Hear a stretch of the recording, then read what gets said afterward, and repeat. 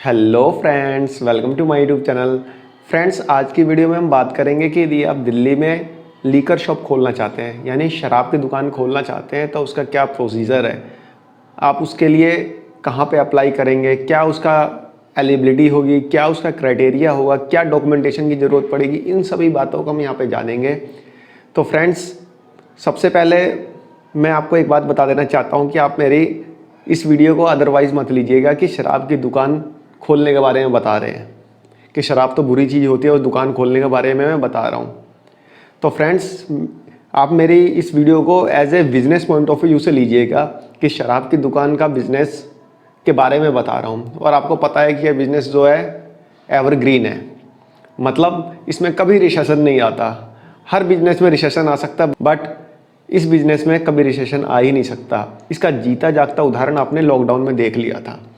Lockdown में सारी commercial activity बंद थी, बट जो सबसे पहले जो एक्टिविटी खोली गई वो खोली गई शराब की दुकानें। सिर्फ दिल्ली ही नहीं, पूरे ऑल ओवर द इंडिया जिन जिन स्टेट्स में शराब जो है लीगल है, उन स्टेट में सबसे पहले शराब की दुकान ही खोली गई। हाँ, आप ये कह सकते हैं कि शराब पीने वाले जो है हमारी इकोनॉमी का एक महत्वपूर्ण पिलर है, एक महत्वपूर्ण स्तंभ है। ये मैं नहीं कह रहा, ये तो आपने देखा ही होगा ना कि जब लॉकडाउन में सबसे पहले जो एक्टिविटी खुली थी वो शराब की दुकानें ही खुली थी।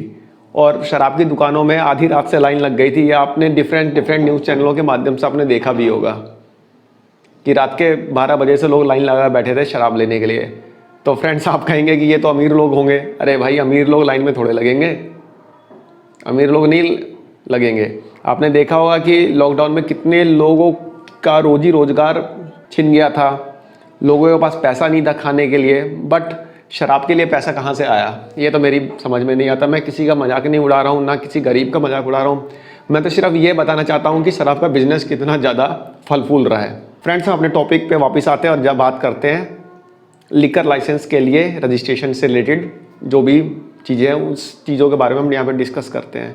तो फ्रेंड्स, दिल्ली गवर्नमेंट ने अपनी नई एक्साइज पॉलिसी 2021 इंट्रोड्यूस की है, जिसको न्यू लिकर पॉलिसी भी आप कह सकते हैं।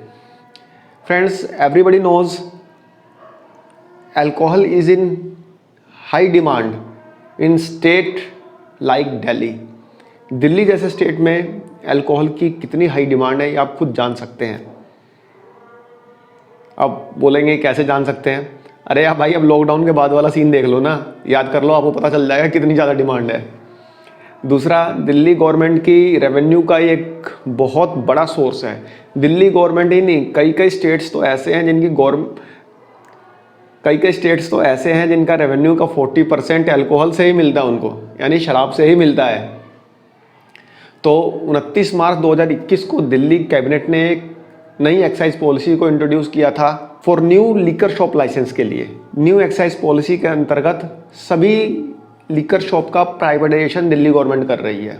और जितने भी दिल्ली में सरकारी शराब की दुकानें हैं, जिसको आप सरकारी ठेके बोल सकते हैं, वो सारे ठेके बंद हो जाएंगे और उनकी जगह पे सारी प्राइवेट दुकानें खुलेंगी। तो फ्रेंड्स, ये एक बिज़नेस का एक अच्छा खासा मौका है कि यदि जिसके पास पैसा है वो इस टाइप की दुकान का लाइसेंस लेके अपना बिज़नेस शुरू कर सकता है। इसमें पैसा बहुत लगता है, ऐसा नहीं है कि 1-2 लाख रुपए में बिज़नेस स्टार्ट हो जाएगा, 4 लाख में स्टार्ट हो जाएगा। इसके लिए पैसे की ज़रूरत पड़ेगी। मैं इसको बताऊंगा कितनी लाइसेंस फीस लगेगी, कितना उसमें डिपॉजिट करना पड़ेगा, सिक्योरिटी डिपॉजिट गवर्नमेंट के पास। इन सभी चीज़ों को मैं इस वीडियो में बताऊंगा, कैसे उसका रजिस्ट्रेशन करना पड़ेगा, किन किन चीज़ों की ज़रूरत पड़ेगी रजिस्ट्रेशन के लिए।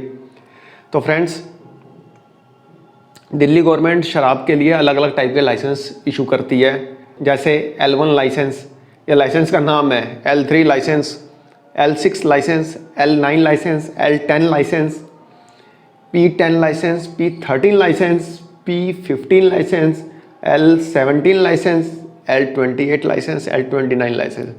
ये different types of licence Delhi government issue करती है। दिल्ली गवर्नमेंट ही नहीं, अलग अलग स्टेटों में भी अलग अलग टाइप का लाइसेंस होते हैं, जिसमें से कोई लाइसेंस होता है बार के लिए, कोई होता है रेस्टोरेंट्स के लिए, कोई होता है क्लब्स के लिए, कोई होता है शादी पार्टी के लिए, कोई होता है 5 स्टार होटल्स के लिए, कोई होता है इस शराब की दुकान के लिए, पर्टिकुलर किसी ब्रांड के लिए, कोई होता है कोई फॉरेन ब्रांड शराब के लिए, कोई होता है इंडिया में बनी शराब के लिए। तो इस टाइप के अलग अलग टाइप के लाइसेंस इशू करते हैं। बट जो दिल्ली गवर्नमेंट नई लीकर पॉलिसी लेके आई है, जो नई एक्साइज पॉलिसी लेके आई है, उसमें दिल्ली गवर्नमेंट का मेन फोकस है L10 लाइसेंस के लिए। तो यहाँ पे हम L10 लाइसेंस के लिए ही बात करेंगे कि L10 लाइसेंस क्या है, उसको कैसे आप पा सकते हैं, कैसे उसमें क्या क्या डॉक्यूमेंट्स की ज़रूरत पड़ेगी, इन सभी बातों को हम यहाँ पे जानेंगे। तो फ्रेंड्स, जो L10 लाइसेंस है, फ्रेंड्स शराब की जो रिटेल शॉप होती है, जिनको आपने देखा होगा अपने मोहल्ले में, अपने आसपास, अपने दिल्ली में आपने बहुत जगह देखा होगा, दिल्ली जो रिटेल शॉप होती है शराब की, उनको खोलने के लिए L10 लाइसेंस की ज़रूरत पड़ती है, जिसको आप कहते हैं ठेके खोलने के लिए। देसी भाषा में यानी दिल्ली की लैंग्वेज में बोलूँ तो ठेके खोलने के लिए L10 लाइसेंस की ज़रूरत पड़ती है। तो फ्रेंड्स, L10 लाइसेंस के लिए क्या क्या क्राइटेरिया है, क्या इसकी एलिजिबिलिटी है, क्या इसकी रिक्वायरमेंट्स है, क्या इसका डॉक्यूमेंटेशन है, क्या इसकी लाइसेंस फीस है, इन सभी बातों को हम यहाँ पे पॉइंट टू पॉइंट जानते हैं। सबसे पहले जानते हैं इसकी क्या है, L10 लाइसेंस के लिए इसकी क्या एलिजिबिलिटी है, मतलब क्या एलिजिबिलिटी होनी चाहिए L10 लाइसेंस प्राप्त करने के लिए, L10 लाइसेंस के लिए अप्लाई करने के लिए। तो फ्रेंड्स, सबसे पहले एलिजिबिलिटी है, या तो L10 लाइसेंस के लिए कोई कंपनी अप्लाई कर सकती है, सेकंड कोई पार्टनरशिप फर्म अप्लाई कर सकती है, या कोई प्रोप्राइटरशिप फर्म हो वो भी अप्लाई कर सकती है L10 लाइसेंस के लिए। बट एक पार्टनरशिप फर्म के लिए सिर्फ एक ही L10 लाइसेंस इशू किया जा सकता है, दूसरा लाइसेंस इशू नहीं किया जा सकता। इसी तरह एक प्रोप्राइटरशिप फर्म में जिस प्रोप्राइटर के नाम पे L10 लाइसेंस इशू किया जाएगा, ऐसा नहीं है कि उसकी फैमिली में वो अपने भाई के नाम पे अलग इशू करा रहा होगा, अपने पापा के नाम पे अलग से इशू कराएगा, ऐसा नहीं है। उसकी पूरी फैमिली में सिर्फ एक ही लाइसेंस इशू किया जाएगा, L10 लाइसेंस। अब हम जानते हैं कि इसमें किन किन डॉक्यूमेंट्स की ज़रूरत पड़ेगी L10 लाइसेंस को अप्लाई करने के लिए। तो फ्रेंड्स, सबसे पहले तो अप्लीकेंट्स का फ़ोटो होना चाहिए, उसका ID प्रूफ होना चाहिए, उसका एड्रेस प्रूफ होना चाहिए, और शॉप जो है उसकी लॉफुल होनी चाहिए। लॉफुल यानी या तो रेंट पे है तो रेंट एग्रीमेंट प्रॉपर होना चाहिए, या फिर अपनी है तो उसका लीज एग्रीमेंट होना चाहिए, या जो भी उसकी रजिस्ट्री होती है वो प्रॉपर होनी चाहिए। शॉप का लेआउट प्लान होना चाहिए। इसी वीडियो में आपको बताऊंगा कि लेआउट प्लान क्या होता है। शॉप खोलने के लिए MCD की तरफ से NOC सर्टिफिकेट होना चाहिए, दिल्ली फायर डिपार्टमेंट की तरफ से NOC सर्टिफिकेट होना चाहिए, यानी NOC मतलब नो ऑब्जेक्शन सर्टिफिकेट होना चाहिए। जहाँ पे आप लिकर शॉप खोलने जा रहे हैं वहाँ की लोकल अथॉरिटी यानी MCD, या तो MCD हो या NDMC हो, म्युनिसिपल कॉर्पोरेशन जिसको आप बोल सकते हैं, उनसे NOC में लेना पड़ेगा, और फायर डिपार्टमेंट से भी NOC लेना पड़ेगा। आपके पास आपकी इनकम टैक्स रिटर्न की लेटेस्ट कॉपी होनी चाहिए। इसके साथ आप एक एफिडेविट देंगे जिसमें आप इस चीज़ की डिक्लेरेशन करेंगे कि आपका कोई भी क्रिमिनल रिकॉर्ड नहीं है। ये डिक्लेयर करके आपको एक एफिडेविट देना पड़ेगा। उसके साथ अपना एक एप्लीकेशन फॉर्म भरना पड़ेगा, जो भी इसके साथ एप्लीकेशन फॉर्म भरा जाता है। एप्लीकेशन फॉर्म में आप अपनी पर्सनल और बिजनेस की डिटेल सारी देंगे। इन सभी डॉक्यूमेंट्स की आपको ज़रूरत पड़ेगी L10 लाइसेंस को प्राप्त करने के लिए। अब बात करते हैं लिकर शॉप ओपन करने का प्रोसीजर क्या है। देखिए फ्रेंड्स, सबसे पहले तो जो डॉक्यूमेंट्स मैंने बताए वो सब डॉक्यूमेंट्स आपके पास रेडी होने चाहिए। तो लिकर शॉप ओपन करने का पहला स्टेप तो ये है कि आपके पास ये सारे डॉक्यूमेंट्स होने ही चाहिए। दूसरी फॉर्मेलिटी ये है कि आप जब लिकर शॉप लाइसेंस के लिए अप्लाई करेंगे तो इसके साथ 8 लाख रुपए का, मैं यहाँ पे L10 लाइसेंस की बात कर रहा हूँ, जो कि रिटेल शॉप है शराब की रिटेल शॉप खोलने के लिए L10 लाइसेंस की ज़रूरत पड़ती है, जिसके बारे में यहाँ पे बात कर रहा हूँ। उसके लिए जो डॉक्यूमेंट्स मैंने बताए वो होने चाहिए। सेकंड, आपके पास 8 लाख रुपए का एक DD बना के किसके फेवर में, डिप्टी कमिश्नर एक्साइज के फेवर में एक 8 लाख रुपए का DD बनाएंगे। इन सभी फॉर्मेलिटीज़ यानी कौन कौन सी जो डॉक्यूमेंट्स हैं वो और 8 लाख का DD, ये दोनों फॉर्मेलिटीज़ पूरी करने के बाद एक्साइज डिपार्टमेंट आपको L10 लाइसेंस ग्रांट कर देगा, यानी आपको इशू कर देगा। अब हम बात करते हैं कि लिकर शॉप के लिए किन किन चीज़ों में रजिस्ट्रेशन कराना पड़ेगा। फ्रेंड, इसके लिए कुछ रजिस्ट्रेशन भी ज़रूरी है। ऐसा नहीं है कि आपने एक्साइज डिपार्टमेंट से लाइसेंस इशू करा लिया, आपको किसी चीज़ की रजिस्ट्रेशन की ज़रूरत नहीं पड़ेगी। नहीं फ्रेंड्स, ऐसा नहीं है। सबसे पहले आपको रजिस्ट्रेशन कराना पड़ेगा वैट डिपार्टमेंट में। आप बोलेंगे GST में क्यों नहीं? अरे भाई, GST नहीं लगता लिकर के ऊपर। लिकर के ऊपर और पेट्रोलियम के ऊपर GST नहीं लगता, उस पर वैट ही लगता है। तो आप दिल्ली वैट DVAT में रजिस्ट्रेशन कराएंगे। दूसरा, आपको ट्रेड लाइसेंस लेना पड़ेगा MCD से या अपनी लोकल अथॉरिटी से, जो NDMC हो या MCD से आपको ट्रेड लाइसेंस जो कि आप कह सकते हैं कि बिजनेस लाइसेंस लेना पड़ेगा। बिजनेस शुरू करने का लाइसेंस इसको बोला जाता है। एक एमसीडी से आपको ट्रेड लाइसेंस लेना पड़ेगा और फायर डिपार्टमेंट से एनओसी लेना पड़ेगा। ये 3 चीज़ें आपको ज़रूरत पड़ेंगी लीकर शॉप ओपन करने के लिए L10 लाइसेंस के अंतर्गत। अब हम बात करते हैं लाइसेंस फ़ीस कितनी होगी। फ्रेंड्स, मैं तो आपको पहले ही बता दिया कि लाइसेंस फ़ीस 8 लाख रुपए का आपको डीडी जमा करना पड़ेगा। बट L10 लाइसेंस प्राप्त करने के लिए 8 लाख रुपए के डीडी के साथ 10 लाख रुपए का सिक्योरिटी डिपॉजिट भी आपको करना पड़ेगा। 10 लाख रुपए का सिक्योरिटी डिपॉजिट भी करना पड़ेगा आपको। तो टोटल 18 लाख रुपए का खर्चा है।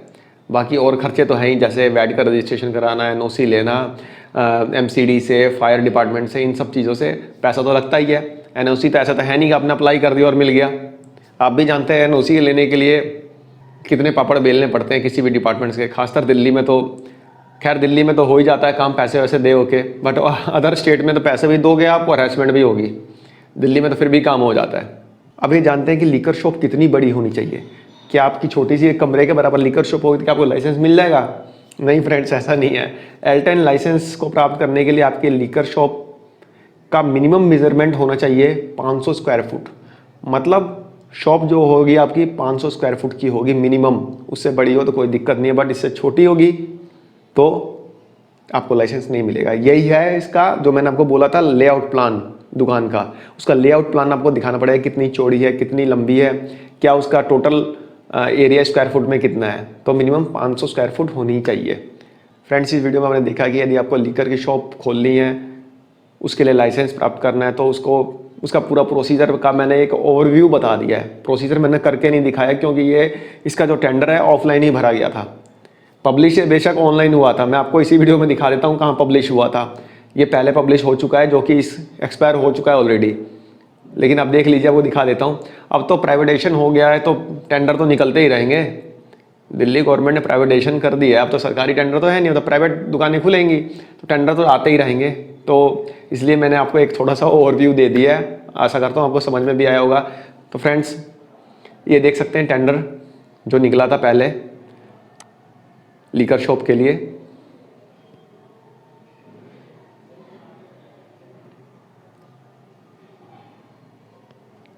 आप देख सकते हैं। तो फ्रेंड्स, आशा करता हूँ आपको वीडियो पसंद आई होगी। हाँ, आपसे एक रिक्वेस्ट ये है कि आप मेरी इस वीडियो को अदरवाइज मत लीजिएगा। ये मैंने सिर्फ बिजनेस पॉइंट ऑफ व्यू से ही बताया है। मेरा कोई ऐसा वो नहीं है कि मैं आपको शराब के प्रति आपका रुझान बढ़ाने के लिए कर रहा हूँ, ऐसा कुछ भी नहीं है। और मैं बढ़ाने वाला होता ही क्यों, जब हमारी गवर्नमेंट इसको इतना प्रमोट कर रही है। मैं तो एक छोटा सा आदमी हूँ, मेरा तो कोई मतलब ही नहीं बनता ना इसको प्रमोट करने का। जब हमारी गवर्नमेंट ही इतना प्रमोट कर रही है तो मेरी तो कोई बिसात ही नहीं है। तो फ्रेंड्स, आशा करता हूँ आपको वीडियो पसंद आई होगी। धन्यवाद, नमस्कार।